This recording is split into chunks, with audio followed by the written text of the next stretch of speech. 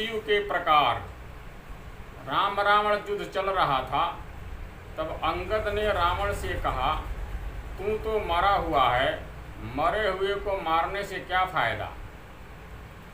रावण बोला, मैं तो जीवित हूँ, मरा हुआ कैसे। अंगद बोले, सिर्फ सांस लेने वालों को जीवित नहीं कहते, सांस तो लुहार का धौंकनी भी लेती है। तब अंगद ने मृत्यु के 14 प्रकार बताए। कौल काम बस कृपिन विमूढ़ा, अति दरिद्र यजसी अति बूढ़ा, सदा रोग बस संतत क्रोधी, विष्णु विमुख श्रुति संत विरोधी, तनु पोषक निंदक यघ खानी, जीवत सव सम 14 प्राणी। पहला जो काम वश है वो व्यक्ति मृतक है। जो व्यक्ति अत्यंत भोगी हो, काम वासना में लिप्त रहता हो, जो संसार के भोगों में उलझा हुआ हो, वह मृत समान है। जिसके मन की इच्छाएं कभी खत्म नहीं होती और जो प्राणी सिर्फ अपनी इच्छाओं के अधीन होकर ही जीता है, वह मृत समान है। यह अध्यात्म का सेवन नहीं करता, वो सदैव वासना में लीन रहता है। दूसरा है वाम मार्गी। जो व्यक्ति पूरी दुनिया से उल्टा चले, जो संसार की हर बात के पीछे नकारात्मक खोजता हो, नियमों परंपराओं और लोक व्यवहार के खिलाफ चलता हो, वह वाम मार्गी कहलाता है। ऐसे काम करने वाले लोग मृत समान माने गए हैं। तीसरा है कंजूस। अति कंजूस व्यक्ति भी मरा हुआ होता है। जो व्यक्ति धर्म कार्य करने में, आर्थिक रूप से किसी कल्याणकारी कार्य में हिस्सा लेने में हिचकता हो, दान करने से बचता हो, ऐसा आदमी भी मृतक समान ही है। चौथा है अति दरिद्र।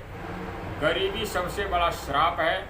जो व्यक्ति धन, आत्मविश्वास, सम्मान और साहस से हीन हो, वह भी मृत ही है। अत्यंत दरिद्र भी मरा हुआ है। गरीब आदमी को दुत्कारना नहीं चाहिए, क्योंकि वह पहले से ही मरा हुआ होता है। दरिद्र नारायण मानकर उसकी मदद करनी चाहिए। पांचवा है विमूढ़। अत्यंत मूढ़ यानी मूर्ख व्यक्ति भी मरा हुआ ही होता है। जिसके पास बुद्धि विवेक न हो, जो खुद निर्णय न ले सके, यानी हर काम को समझने का निर्णय लेने में किसी अन्य पर आश्रित हो, ऐसा व्यक्ति भी जीवित होते हुए मृतक समान ही है। मूढ़ अध्यात्म को नहीं समझाता। मूढ़ व्यक्ति अध्यात्म को नहीं समझता। छठवां है अजसी। जिस व्यक्ति को संसार में बदनामी मिली हुई है, वह भी मरा हुआ है। जो घर, परिवार, कुटुंब, समाज, नगर और राष्ट्र किसी भी इकाई में सम्मान नहीं पाता, वो व्यक्ति भी मृत समान ही होता है। सातवां है सदा रोगवश।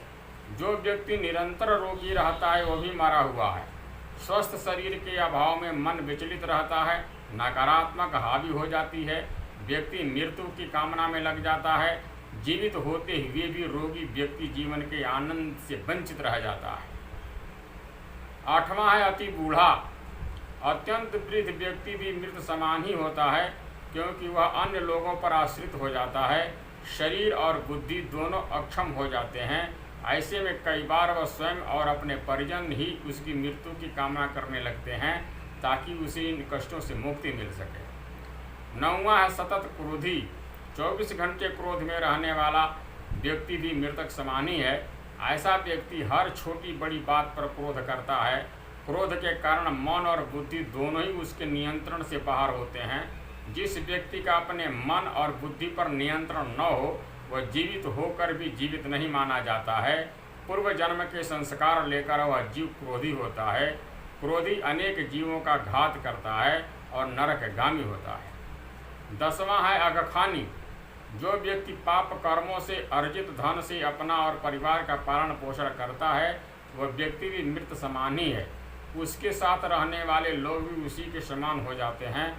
हमेशा मेहनत और ईमानदारी से कमाई करके ही धन प्राप्त करना चाहिए। पाप की कमाई पाप में ही जाती है और पाप की कमाई से नीच गोत्र निगोद की प्राप्ति होती है। 11वां है तन पोषक।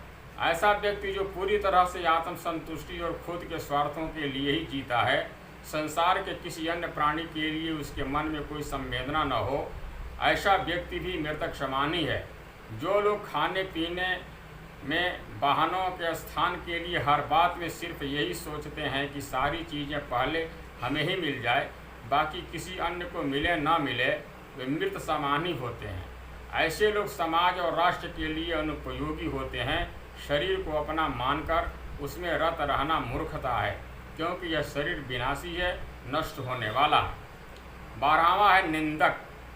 अकारण निंदा करने वाला व्यक्ति भी मरा हुआ होता है, जिससे दूसरों में सिर्फ कमियां ही नजर आती है। जो व्यक्ति किसी के अच्छे काम की भी आलोचना करने से नहीं चूकता, ऐसा व्यक्ति जो किसी के पास भी बैठे तो सिर्फ किसी न किसी बुराई ही करे, वह व्यक्ति भी मृत समान होता है। पर निंदा करने से नीच गोत्र का बंधु होता है। 13वां है परमात्मा विमुख। जो व्यक्ति ईश्वर यानी परमात्मा का विरोधी है, वह भी मृत समान है। जो व्यक्ति यह सोच लेता है कि कोई परम तत्व है ही नहीं, हम जो करते हैं वही होता है, संसार हम ही चला रहे हैं, जो परम शक्ति में आस्था नहीं रखता, ऐसा व्यक्ति भी मृत माना गया है। 14वां है श्रुति संत विरोधी। जो संत, ग्रंथ, पुराणों का विरोधी है, वह भी मृत के समान है। श्रुत और संत समाज में अनाचार पर नियंत्रण ब्रेक का काम करते हैं।